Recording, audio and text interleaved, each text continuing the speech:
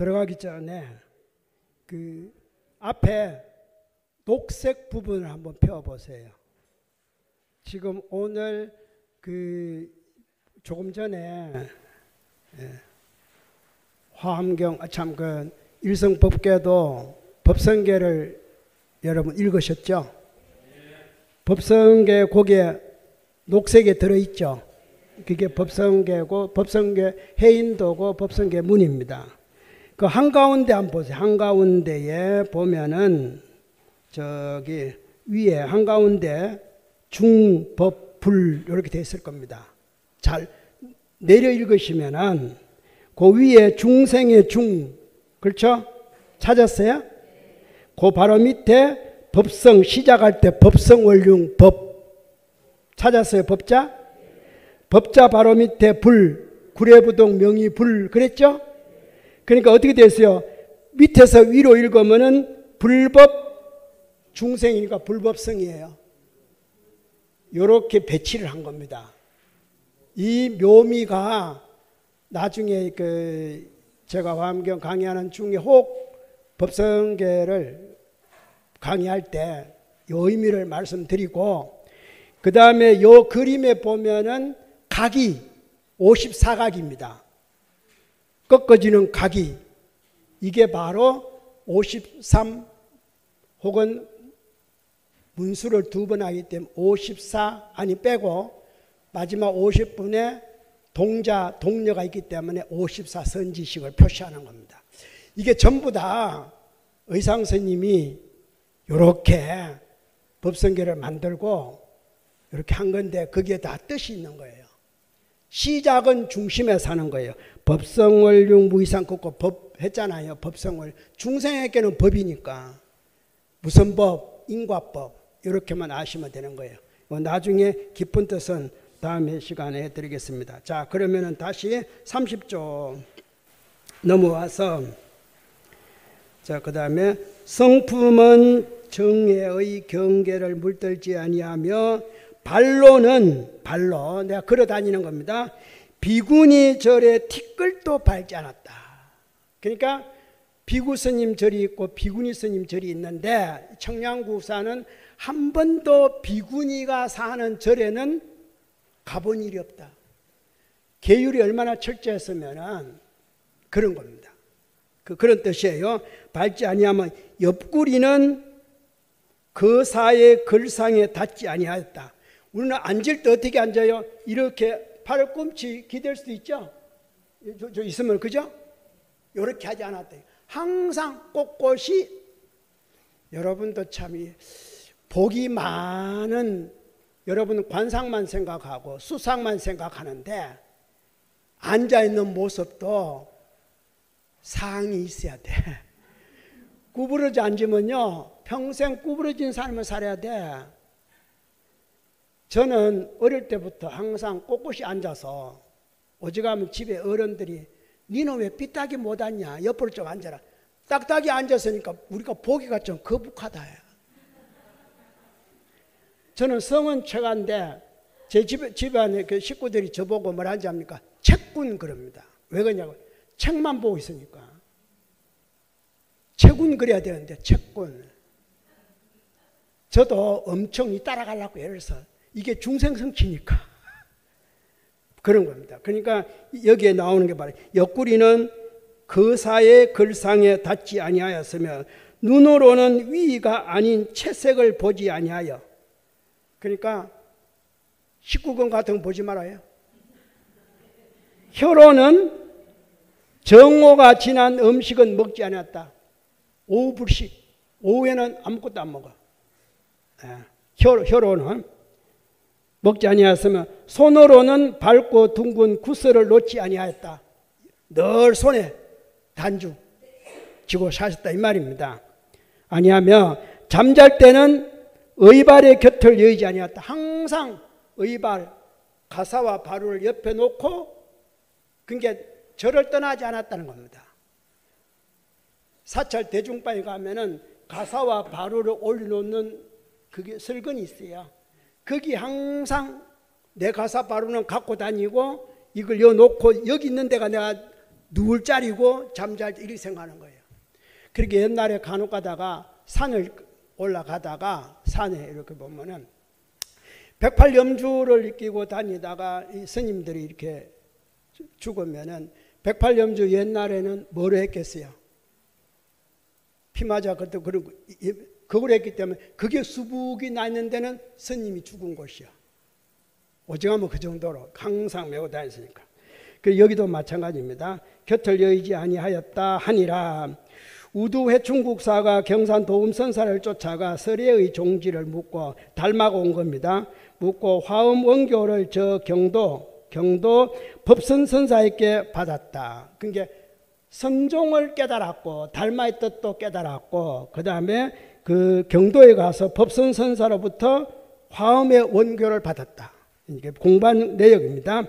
대력 3년 768년에 이르러 대종이 조칙으로 대종이 조칙으로 권례에 들게 하여 대변정 3장과 더불어 경을 번역하는 윤물, 이때부터 이제 뭐가 됩니까? 국사가 되기 시작하는 겁니다. 이때부터 이제 국사가 되는 거예요. 대종부터. 그래서 대단한 분이죠. 그래서 이미 마치고 난 후 사직하고, 그것도 싫다 이거죠. 사직하고 오대산 대화엄사에 들어가서, 이 화엄이 있는 곳은 제가 뭐라 했습니까? 문수보살, 보현보살, 관세음보살이 항상 함께 있다 그랬죠. 그러니까 특히 청량산은 문수가 있는 곳이에요. 그러니까 우리나라도 오대산은 문수가 있는 곳이에요. 그러니까 그 세조 같은 분이 문수동자 만나고 하는 거가 그게 있기 때문에 그래요. 근데 그것만 있는 게 아니라 그 바닷가는 관음이 있잖아요. 그리고 또 그 안에는 보현진이 따로 있어요. 항상 한 몸에 문수, 보현, 관음이 있는 거예요. 여러분도 마찬가지. 한 몸에 지혜도 있고, 지혜가 문수죠. 행도 있고 보현이죠. 그다음에 자비도 있고 관음, 이렇게 항상 몸에 있어야 돼.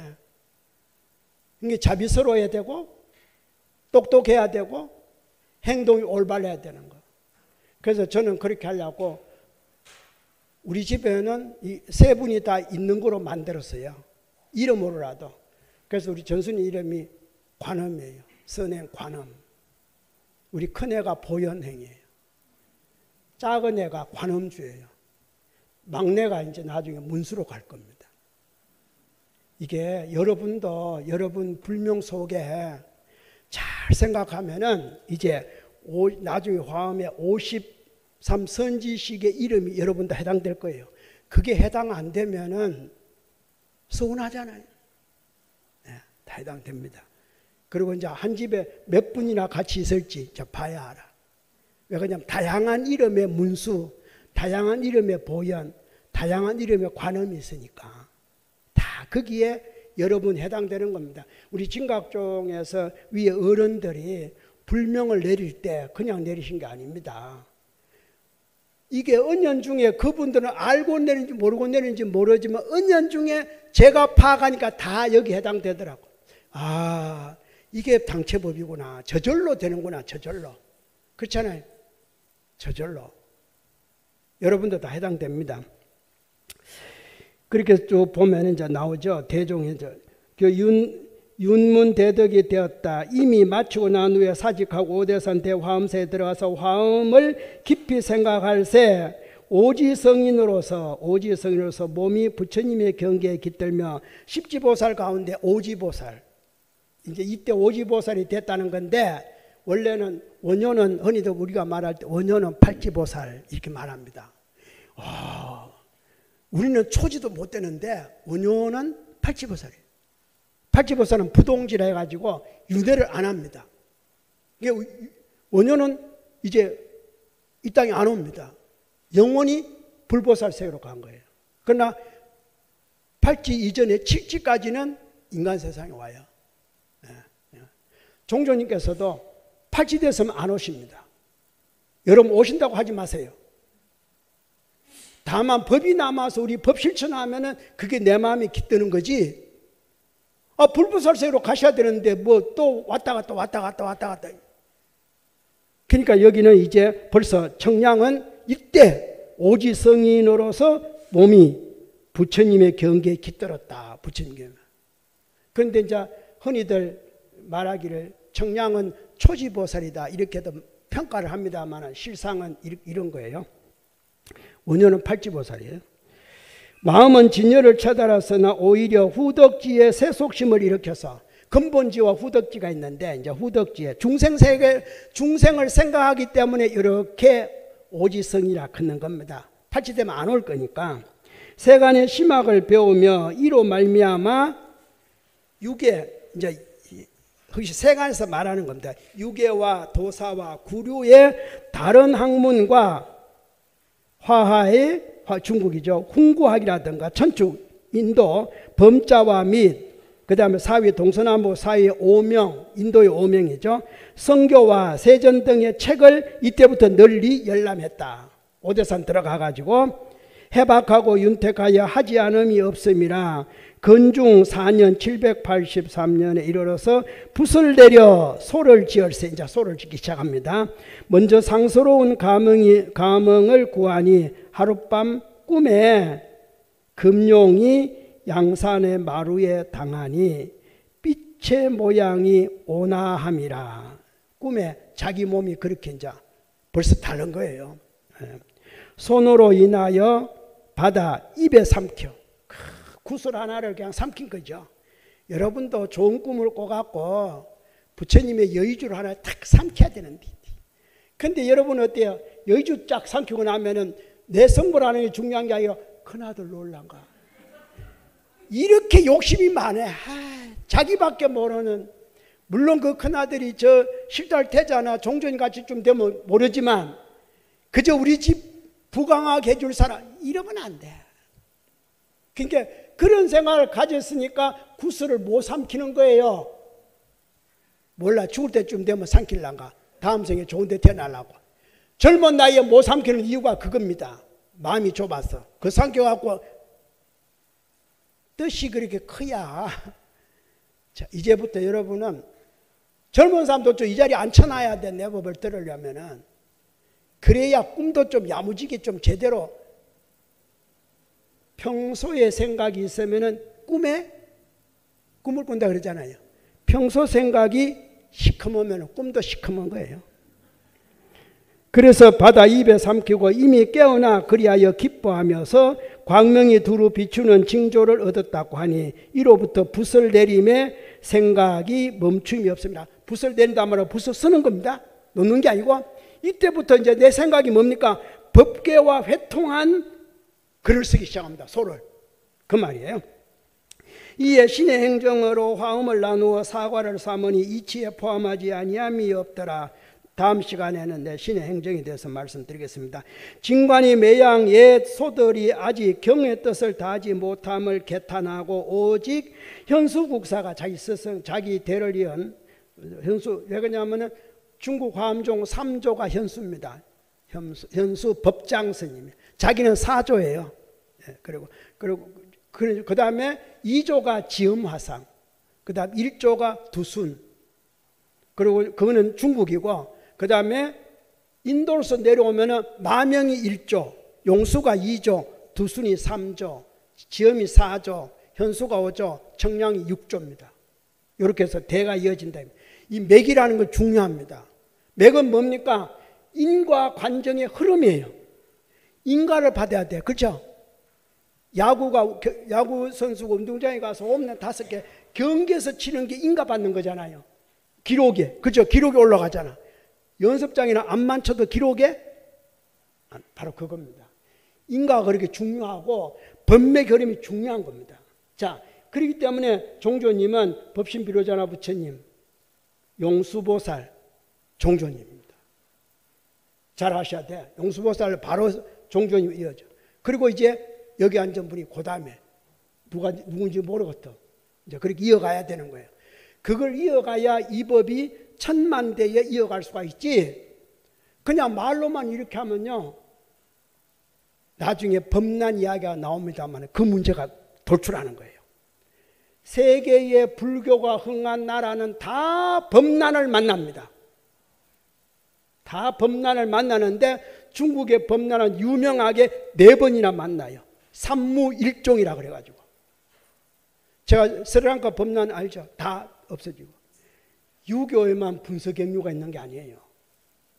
모든 종교는 다 범난이 있어요. 그러면 우리도 마찬가지예요. 우리 불교도 조선조의 태종 때부터 범난을 만나기 시작합니다. 그리고 결국은 어때요? 다시 문종조에 와서 약간 일어나는 것 같지만 역시 또 범난을 만나요. 그래서 산속으로 다 스며들고 성녀들이 성산대 가고 막 그러는 거예요. 그럼 지금은 범난 없는 것 같아요? 자칫 잘못하면 범난을 만납니다. 이거는 흐름이에요, 흐름. 누구의 잘못인가? 사자신중 중이 자식 사자육하고 내 몸 안에 벌레가 나를 죽이는 거예요. 불교를 믿는 사람이 불교를 죽이는 거예요. 우리 안에도 종조님의 제자가 종조님을 죽이는 거예요. 부처님 제자가 부처님을 죽이는 거예요. 잘못했기 때문에 황제들이 처단하는 거예요. 누가 잘못해서? 성녀들이 잘못했어. 불교 민사 잘못하면 처단됩니다. 이게 범난이에요. 우리가 흥하고 망하고는요, 우리에게 있습니다. 외부 세력 아닙니다. 외도는 우리를 흥하게 망하게 할 수가 없어요. 여러분 생각에는 얼른 생각하면은 지금 기독교가 덕색 아니에요. 우리가 똑바로 하면은 같이 성장해요. 그게 화음이잖아. 이걸 여러분 아셔야 돼요. 그러니까 얼마나 믿음을 올바르게 가져야 되는지, 그리고 인과관정이 분명해야 되는지, 인과를 받아야 돼요. 여러분 다 보살계 받으면서 종조님의 인과를 받은 겁니다. 그래서 여기는 보면 4년이 지나 그리하여 글을 완성하였다. 또한 꿈에 몸이 용이 되어서 머리는 남대에 들고 꼬리는 북대 남북으로 관통했다 이 말이죠. 서리며 빙빙 돌아서 허공을 희롱하니 비늘과 지느러미가 햇빛에 반짝이더니 잠깐 사이에 100,000마리로 변하여 푸른 하늘에 구불구불 날다가 사방으로 흩어져 가니 아는 자가 유통의 상이라 하다. 이게 화음의 유통이 비늘처럼 그렇게 사방에 퍼집니다. 이런 거예요.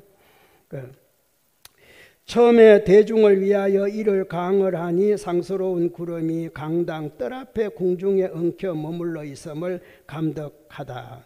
또한 승의 등을 위하여 소, 연, 의를 따라서 40권과 문수경을 따라서 100권을 지었다. 그러니까 이제 대종의 국사만 된 게 아니라 그 다음 때 국사로 또 이어지는 겁니다. 이렇게 대단한 그런 게 있어요. 자, 34쪽. 34쪽은 이제 요거는 누구냐면은 덕종입니다. 덕종. 796년에 덕종이라는 임금이 이제 또 국사를 삼으면서 그 청량국사에게 화음의 경제를 강의해 주십시오 하고 소를 덕종이 올린 겁니다. 네, 그만이에요. 뭐라 했냐면 병자 12년에 796년에 하동절도사 예부상서 이선에게 조칙하여 예를 갖추어 법사 진관을 영접하여 서울에 들어오게 하였다. 진관이 도착하거늘 교지가 있어 계빈국 3장 반야와 더불어 오다국에 보내온 바 화엄 후분 범계 범함 이렇게 된다. 번역하라 명한다 이거예요. 황제가 이걸 좀 번역해 달라 이렇게 하죠. 황제가 친히 역장에 참여하되 하루라도 이르지 못하면 적광스님이 보내서 성회하고자 함에 의자. 황제도 늘 매일 이렇게 번역하는 장소로 왔다 갔다 하고 그리고 스님 하나를 시켜서 시봉 잘하라고 충분히 번역을 잘할 수 있도록 기회를 이렇게 만들어 준 거죠. 황제는 국사와 인연을 법다이 하여 성사에 그게 스님의 역사죠. 청정을 여욕하였다. 청종한 것을 이렇게 들게 나타났다 하니 진관이 예지를 받들어 번역을 마치고 이를 진상함이라. 황제가 화엄종지를 개시하기를 명하니 군신이 크게 모임이라. 진관이 높은 자리에 앉아 올라서 말하였다. 우리 황제가 나라를 다스리는 때에 덕은 하늘과 땅에 가득하고 합하고 빛은 만방을 덮으니 거듭 번역하여 와서 조공함이로다. 동쪽 바람이 유래 들어가며 서천이 바다를 건너는 정성을 보내고, 인도에서 더 좋은 경전이 들어온다는 뜻입니다. 서천은 인도예요. 그래서 남이는 어서를 가지고, 남이는 어서 북궐에 보내어 조종의 공경을 바치미로다. 특히 밝은 조칙을 내려서 다시 진전을 번역하게 하니, 이제 대속 남인도 쪽에서, 남쪽 인도 쪽에서 자꾸 이제 경전이 들어오니까 다시 그걸 가지고 이제 또 번역을 하니, 대언을 밝게 찬양하고 더욱 새로운 이치를 빛내미로다. 진관은 돌아보건대 천행이 많아서 성명에 속함을 기뻐함이라. 조칙으로, 소칙이라고 그러죠. 조칙으로 역장에 참여하여 교지를 받들어 극히 찬탄하니 손뼉을 치고 뛸 듯이 기뻐하고 두려워하여 세 번 거듭 어리석음을 다하니 이설이 천지를 적심이라. 왕이 자꾸 왔다 갔다 해사니까 내 어리석음을 전부 다 빨리 소멸시키고 내가 올바르게 해야겠다 하게 하면 자꾸 그렇잖아요. 더 정성을 쏜다는 뜻이죠. 적심에 백천의 맛을 포함함을 기뻐하나 티끌이 화학의 도덤에 만인의 높이에 더함이 없음이로다. 그러나 간혹 가다가 이렇게 그런 어떤 허물들이 나타나는데 그런 것들 다 제거한다는 뜻입니다. 허공을 다하여 가히 헤아리나 본체가 가와 없음을 대요. 이제 그 화엄경 경제를 지금 가르치잖아요. 강의하는 겁니다. 본체가 가가 없음을 대라. 본체라는 것은 여기에 그 진해라는 것은 안참 그 변해라는 것은 가가 없다는 뜻이에요. 그 다음에 창명을 다하여 가히 마시더라도 법문이 다함이 없음을 방이라. 사방. 사방에 있는 모든 것을 다 입안에 넣는다는 뜻과 똑같아요. 그 창명을 다하여 가히 마시더라도 법문이 다함이 없음을 방이라고. 진찰, 티끌이 세 개죠. 진찰을 부수어 가히 헤아리나 용하는 바를 능히 헤아릴 수 없음이 광, 넓다는 뜻이요. 광이요. 그 다음에 성곽과 소각을 여여서 만법에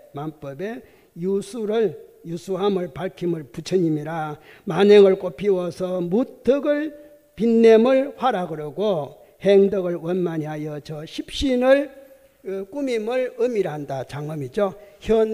현미를 깨워 섭해서 진광의 채색의 이름을 경일한다. 이제 하나로 묶었다는 뜻입니다. 깨었단 말은 묶었다는 뜻이에요. 이 일곱 자를 총괄해서 일부의 큰 별이를 삼음이라. 손잡이 딱 잡으면 올라오는 거 있잖아요. 그걸 이제 옷은 여기를 깃을 잡으면 되죠. 이 팔대기를 잡아서 들면 어떻게 돼요? 옷이 올바르지만 이게 별이란 말이에요. 이 깃을 잡아야 돼. 이게 별이. 그 중심을 딱 잡아오니까 가지런해지는 거예요. 팔을 잡아갖고는 절대 옷이 안 가지런합니다. 그죠? 그런 뜻이에요. 그러니까 회통을 해야 딱 가지런하게 잡을 수가 있는 거예요. 회통 못하면은 엉망이야. 그래서 7자를 총괄하여 그 일부의 큰 별이를 삼음이라. 장차 본성에 개합하려 한다면 행이 아니면 오르지 못하며 그러므로 보연의 무변성행, 이게 보연행이 중요한 겁니다. 설하여 설함이라. 행이 일어남에 이해가 끊어지고 지혜가 원명을 정덕하여야 걸림이 없이 원융 회통하여 현전에 수용한다 하였다. 황제가 크게 기뻐하여 진관에게 붉은색 방폭을 내리고 호를 교수화상이라 하였다. 우리 수계할 때 교수화살이 그랬죠. 갈마화살이. 이 교수 되거나 갈마가 되면 대단한 분이에요. 아무나 되는 게 아니에요. 그 후에 상국 제한과 정려경과 그 다음에 고영이 화엄강요 3권을 짓기를 청하고 상국 이길보와 이건 벼슬하는 사람들이에요. 시랑 귀등과 부마 두 종이 정료 1권을 수라기를 청하고 또한 남강왕 위고와 상국 그 무언형을 위하여 법계 관연경 1권을 짓고 그 다음에 또 읍제 있죠. 읍촌 그 다음에 고승문이 경등 설문 일권을 짓기를 청하고 사도, 그러니까 모든 벼슬하는 사람들이 이 화음과 관계되는 모든 것을 다 지어주십시오 이렇게 하는 겁니다. 그러다가 끝에서 두 번째 가운데 보면 백거이와 급사 나오죠. 이 백거이가 백낙천입니다. 백낙천 같은 사람은 이게 7처9회의 화엄경 이문을 또 짓기를 청하는 거예요. 그러니까 백낙천 같은 사람, 당송 8대가의 한 사람이 이런 경을 좀 지어주십시오. 그런데 청량국사는 요구하는 대로 다 할 수가 있어요. 얼마나 그거 한지. 그거 내 못합니다. 그거 못합니다. 그 위에 이런 게 아니고 원하는 대로 다 해요. 그래서 이게 청량국사가 대단한 겁니다. 그래서 이 나오면은 18의 수자와 14찰, 사막상류로 더불어 화엄경, 원각경, 원각경, 사분을, 중간 등 경률론에 권력 30여 부를 지으니 모두 고금과 순금이라. 참 보통 게 아니야. 가장 좋은 비단, 가장 순박한 금, 이런 것들이 다 그릇을 따라 섬에 맡깁니다. 그 속에 다 들어있다 이런 뜻입니다. 대단한 어떤 분인데 이렇게 하다 보니까 여러분 좀 지루하죠. 이걸 읽으면, 서문 읽으면 지루해요. 그러니까 5번은 여기 나오죠. 이 청량 화엄경 종지를 강하기를 청하는 겁니다. 이제 앞에는 제목을 했는데 이제는 종지를 좀 강해 주십시오 하고 요거는 넘어갑니다. 지금 이 시간 이거 다 하면 안 되니까. 그 다음에 또 43조 질문 하나 드릴 수 있습니다. 예, 해보세요. 제가 이제 집에서 이렇게 성을 읽어보니까 말을 했는데 오늘 성을 책이니까 어떤 생각이 드는지, 여기 첫 번째 이제 거제 대방왕을 서하고 두 번째 여기 황제가 쓰는 성문 아닙니까? 예. 이 황제가 쓴 첫 번째, 두 번째 성문을 보니까 이 황제 입장에서 볼 때는, 제가 볼 때는 이 황제가 거의 화엄경을 완전히 이해를 하고 쓴 서문이라고 그렇게 봐도 보시면 되겠습니까? 돼요. 그렇게 보시면 돼요. 예. 그러니까 이제 당시에 황제도 진짜 어마어마하게 진짜 공부를 해가지고 일을 한 분들이 많네요. 그러니까 예. 벌써 첫 번째 서문은 청량국사 열반 700년 뒤의 서문이에요. 얼마나 읽다가 보다가 보니까 화엄경이 참 대단한 거예요. 청량국사 음들. 그러니까 갑자기 어느 날 성조가 서문을 쓰는 겁니다. 그리고 서문을 썼다는 것은 그때에 조판했다는 겁니다. 그래서 다시 또 판강을 했다는 거예요. 워낙 좋으니까.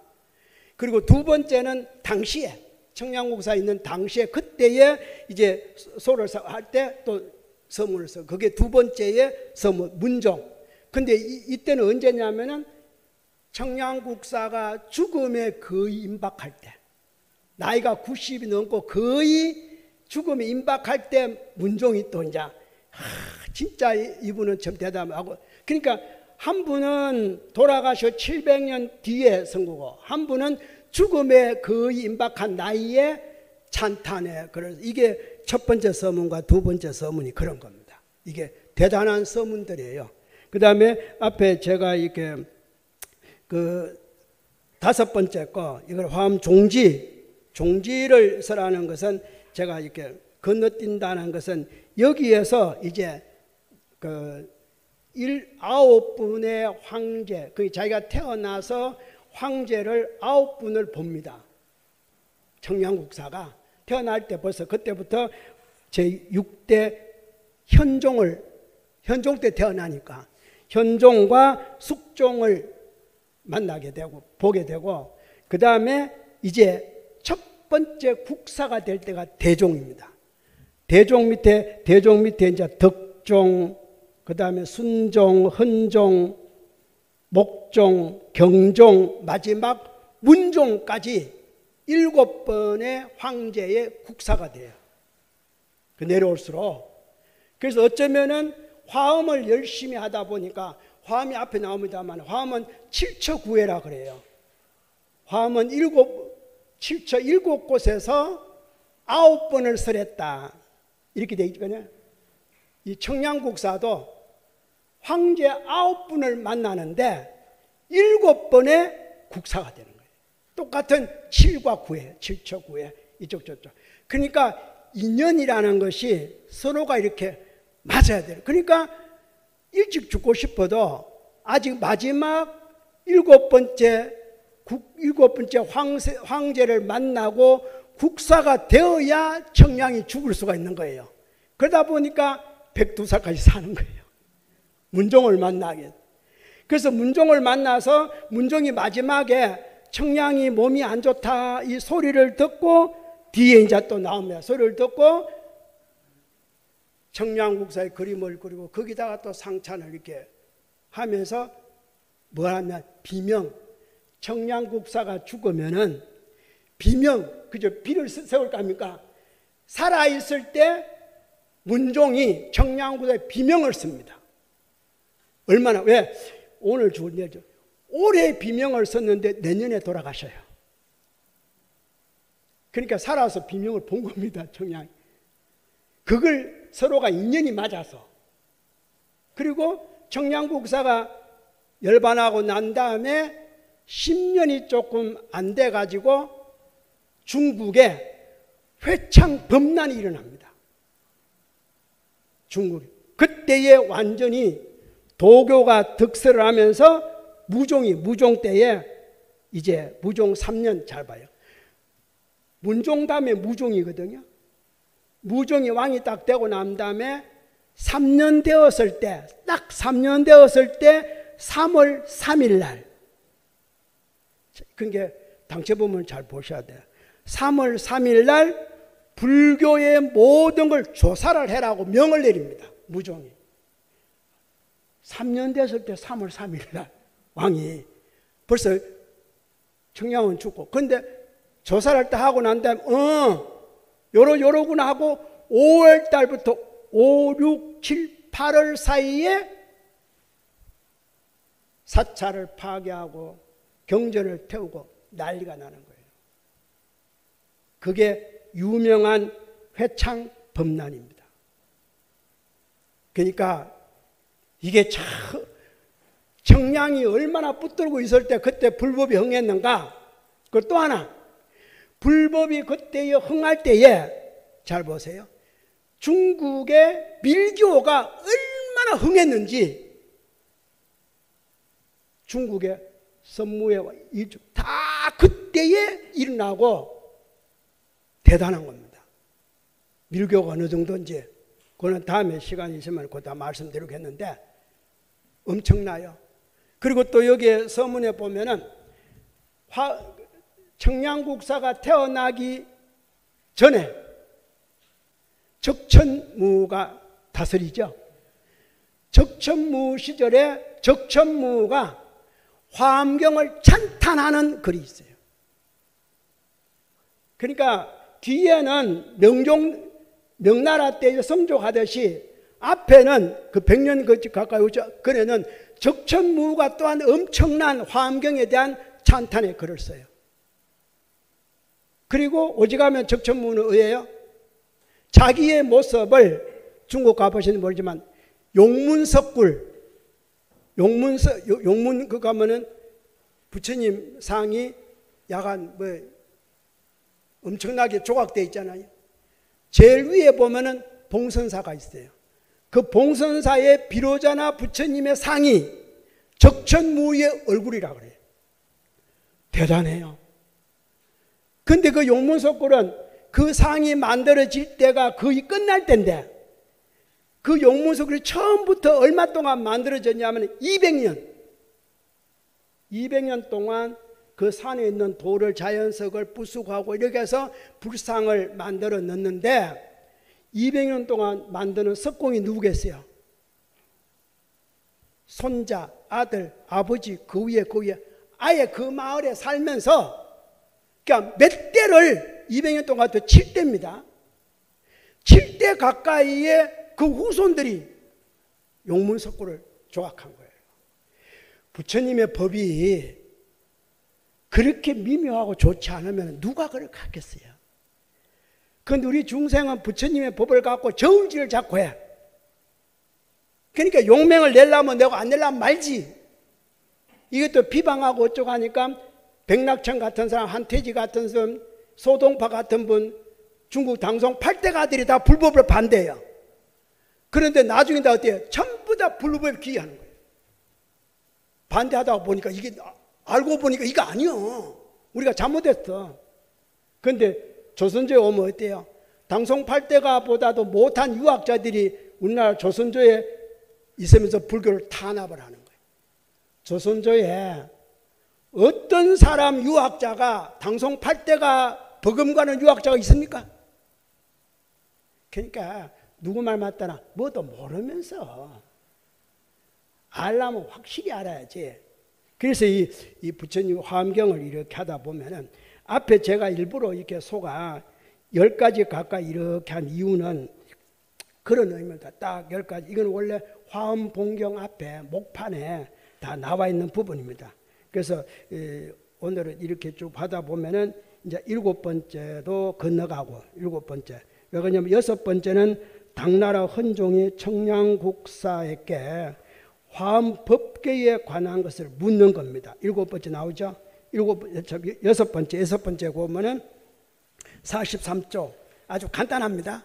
묻는 거니까 여기에 상문 화엄법계. 화엄법계가 뭡니까?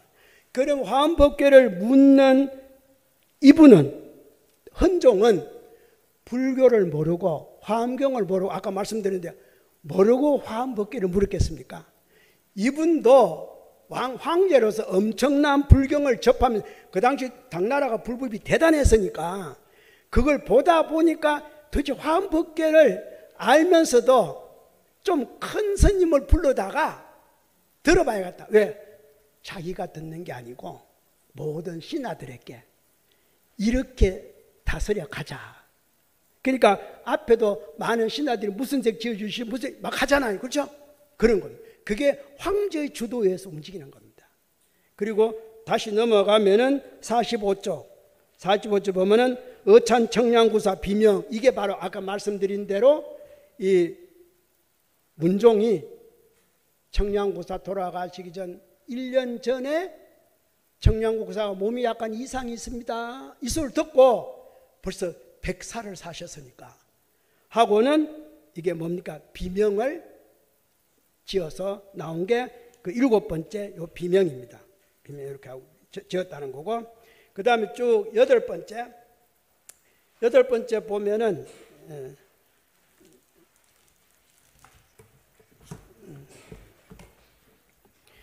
여덟 번째가 화엄경 소에 따른 거기에 대한 청량국사가 직접 서를 쓴 겁니다. 이게 청량국사 직접의 서예요. 직접의 서를 8번째 서고, 그 다음에 넘어갑니다. 넘어가면은 이제 52쪽하고 마지막 거 9번째 거하고 10번째 것이 이것도 중요합니다. 여기에 보면은 9번째가 이게 청량국사의 전체 화엄경의 서문입니다. 서문인데 초소의 서문이 다 포함되어 있습니다. 그래서 이 소는 유명한 소입니다. 흔히들 뭐라고 하냐면 왕복서라 그래요. 왕복서. 이 문장이 얼마나 빼어난지 화엄경 80금 화엄에 딱 왕복서가 있고, 지금까지 소가 다 있습니다만 이 왕복서는 엄청난 양의 소초가 들어있어요. 그래서 여기는 제가 책에는 왕복서만 이렇게 발췌해서 해놓은 겁니다. 그런데 왕복서는 한번 읽고 다음에 다시 강의를 해야 되고, 그 다음에 10번째는 80화음의 마지막 부분에 들어있는 부분입니다. 이거는 뭐냐면은 왕복서 다음으로 이게 천책 금융, 그러니까 58쪽을 한번 보세요. 58쪽에 보면은 거기에 천책 금융 뒤에 작은 것이로 천책 금융 성신 황제, 그죠? 성신 황제 제 이렇게 돼 있죠? 여기에 그 천책이란 말이 연호입니다. 연호인데 누구 연호냐면은 금융성 신왕, 금융성 신왕이 누구냐면은 적천무입니다. 적천무. 그래서 이게 유명한 그런 거예요. 그러니까 왜 금륜성신하냐면은 적천무가 자기가 그랬습니다. 나는 전륜성왕이다, 중국에. 저 대단하죠. 15년 동안 다스렸는데, 그리고 가장 그 적천무가 잘한 게 뭔지 압니까? 마지막 열반하면서 물었습니다. 이 나라를 주나라로 할 것인가? 당나라로 회귀할 것인가? 신하가 물으니까 적천무 뭐라 했습니까? 당나라로 회귀한다. 그래서 중국의 역사에 주나라, 그때 주나라는 없습니다. 바로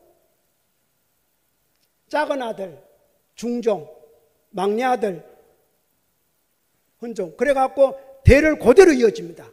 자기 남편부터 아들, 작은 아들 해서 대를 그냥 중국 이렇게 이어지는 거지, 그 사이에 적천이란 말 없습니다. 역사에. 그래서 15년 동안 중국 국민들, 백성들을 가장 편안하게 살게 하고, 정치 제대로 못하고 잘못하면 다 척살, 엉뚱한 짓 하면 다 척살.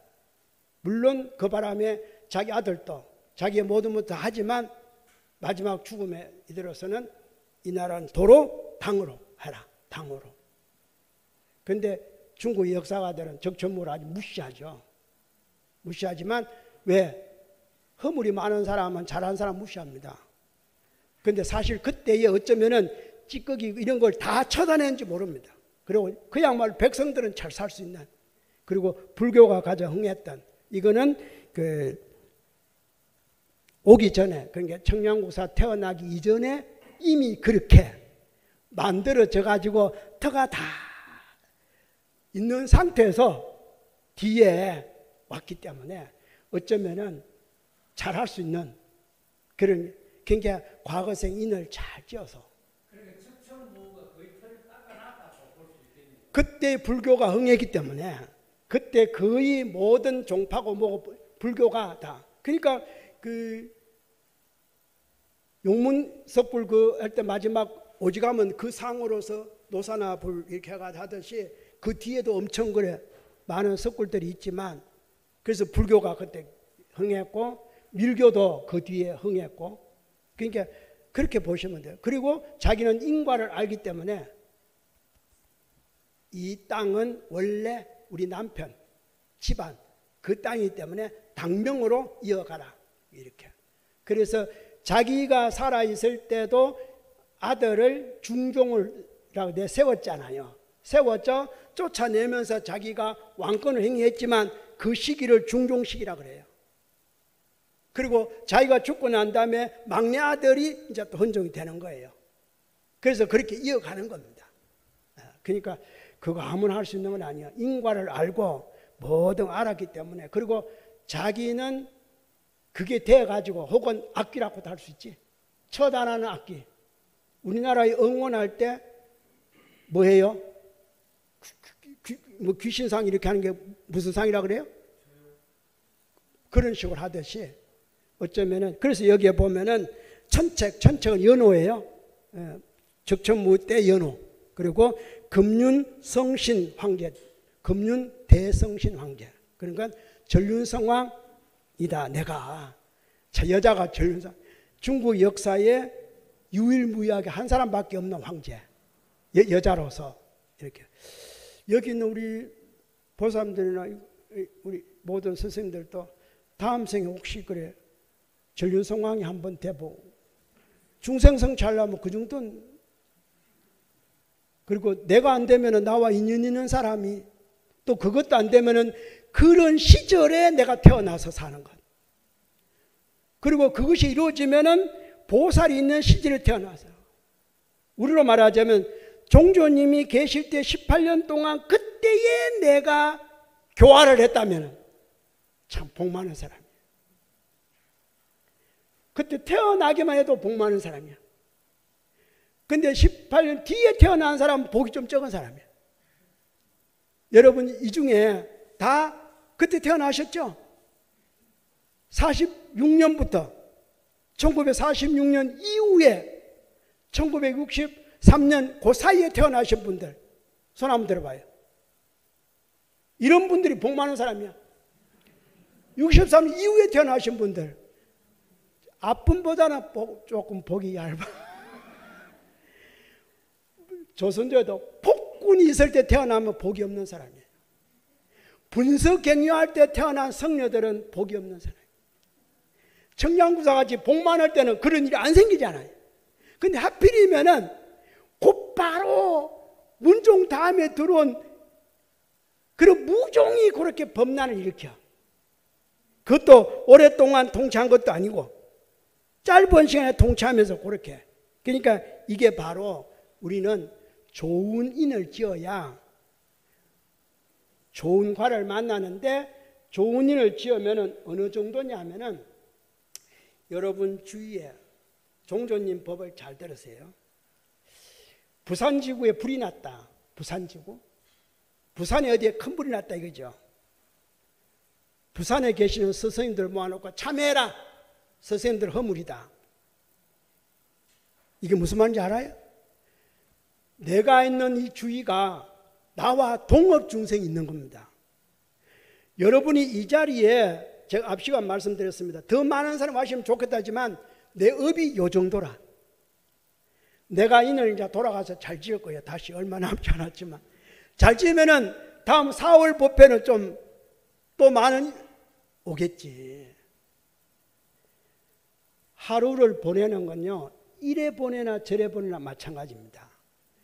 여러분 새끼 밥 먹는 거 찰밥 먹거나 보리밥 먹거나 죽 먹거나 떡 먹거나 배부른 건 마찬가지야. 뭘 먹어서 배불러 버리면은 그 한 끼는 넘어가는 거예요. 맞죠? 진수성찬에 밥을 먹든 간장에 밥을 먹든 먹고 나면 그 한 끼는 다시는 안 돌아옵니다. 그게 업이야. 거기에 뭐 가타부터 할 필요 뭐 있어요? 이제부터 여러분은 집에 돌아가면은 특히 각자님들, 보사님들은 밥상을 딱 받으면은 절대로 밥상에 대해서 가타부터 하지 마세요. 그게 오늘까지 내가 지은 저녁 밥상의 과여. 그게 내 과여.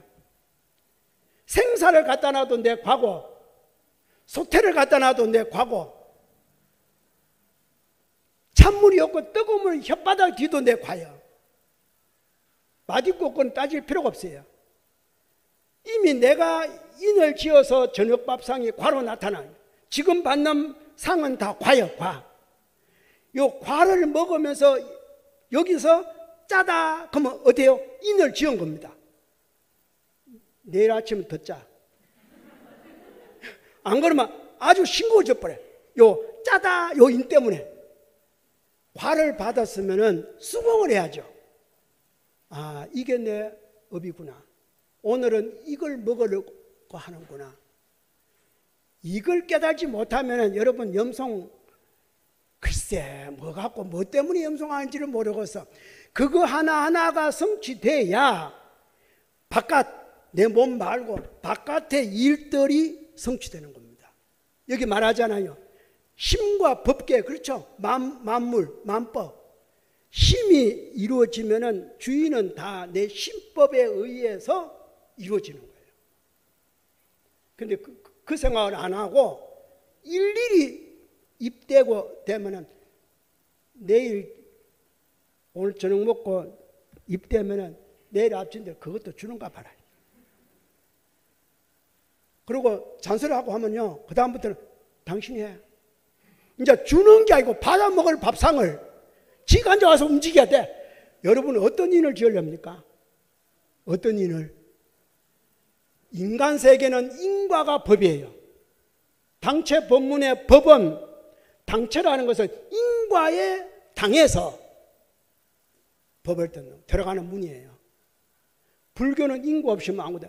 지금은 사회가 인과가 없다 보니까 사회가 엉망이에요. 부모가 아버지, 부모가 자식을, 자식이 부모를, 형제가 형제를, 인과를 모르고 돈만 알고 명예만 알면은 이게 여러분 지금 사회에 그런 만연한 악의 구덩이에 살 겁니까?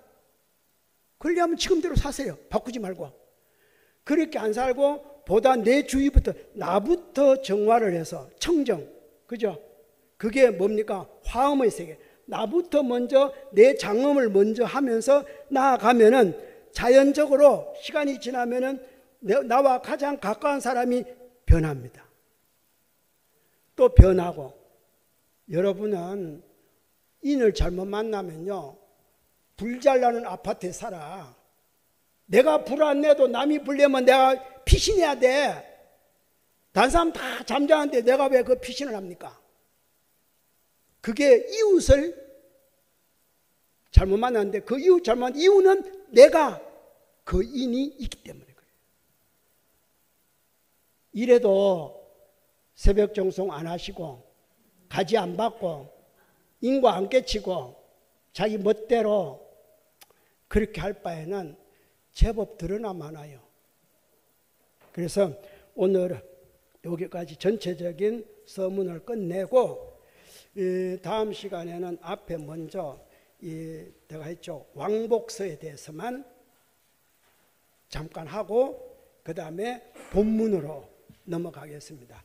이제 본문으로 넘어가면은 이 글 가운데에 경전이나 결이나 부처님 글 가운데에 가장 어려운 것은 논문이에요.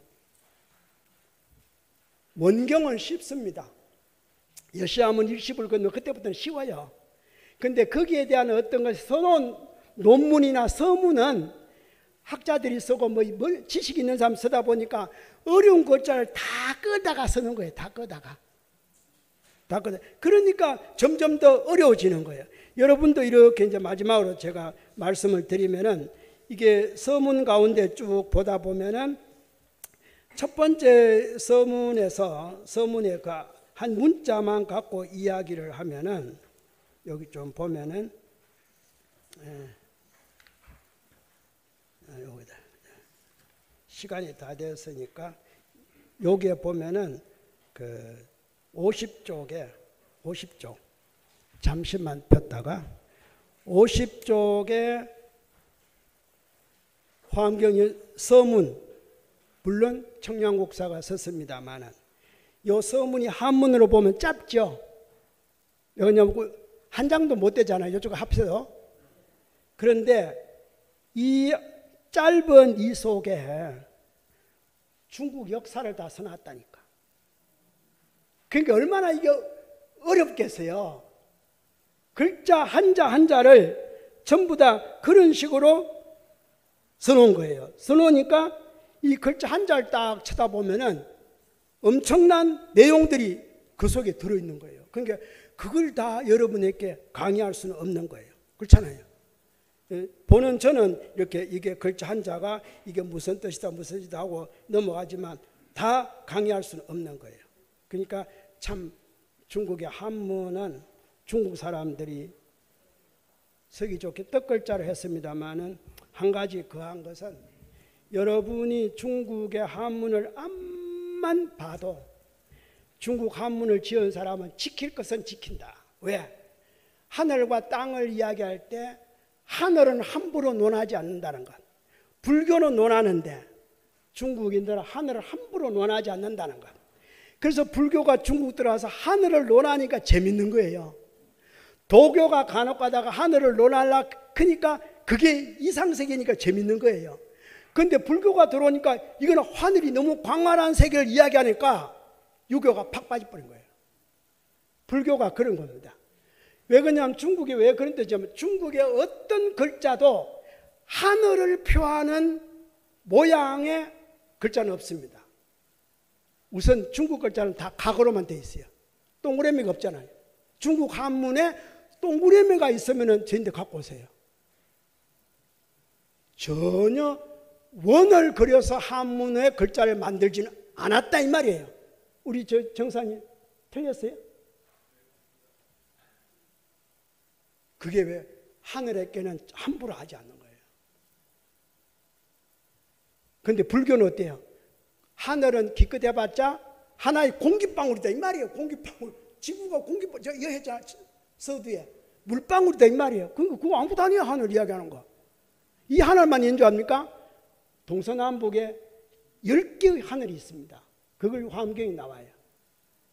그런데 또 유명하게 이제 지나갈 말입니다만 각을 안 쓰고 동그라미만 써갖고 글 만든 나라가 있어요. 어딘지 알아요? 스리랑카예요.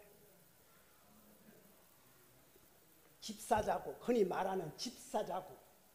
불교 유명한 곳이에요. 집사자국. 모든 밀교 경전이 결집된 최초의 나라 집사자국. 거기는 모든 글씨가 동그라미만 돼 있어요. 동그라미를 열었다가 닫았다가 열러 밑으로 했다가 뭐 각진 게 없어요.